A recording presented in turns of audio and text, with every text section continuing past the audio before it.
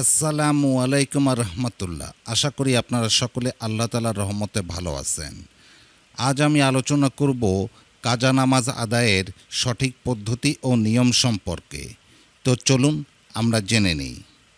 ভুলবশত অপারগ হয়ে কিংবা অতি বিশেষ কারণে কোনো ওয়াক্তের নামাজ আদায় করতে না পারলে পরবর্তী সময় এই নামাজ আদায় করে দিতে হয়। আর এই নামাজ আদায়কে কাজা নামাজ বলা হয়। ফরজ কিংবা ওয়াজিব নামাজ ছুটে গেলে সে নামাজের কাজা আদায় করা আবশ্যক। সুন্নত কিংবা নফল নামাজ আদায় করা না গেলে সেটার কাজা আদায় করতে হয় না।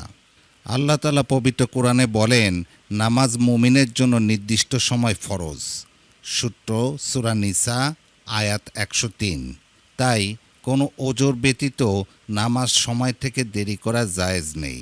সূত্র বুখারী হাদিস নম্বর 496।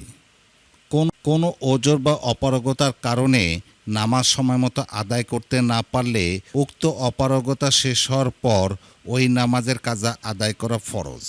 সূত্র বুখারী হাদিস নম্বর 562। ফরজের কাজা ফরজ আর ওয়াজিবের কাজা ওয়াজিব। সূত্র বুখারী হাদিস নম্বর 1816। সুন্নত আর নফলের কাজা করবে না, তবে সুন্নত বা নফল নামাজ আরম্ভ করার পর ভেঙে গেলে তা কাজা করা আবশ্যক।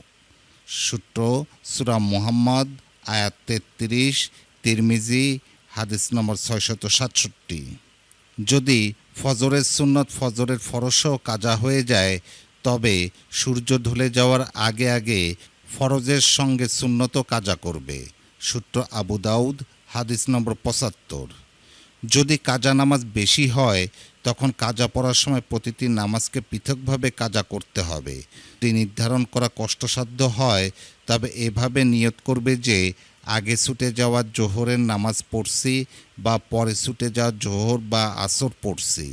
সূত্র বুখারী হাদিস নম্বর 1।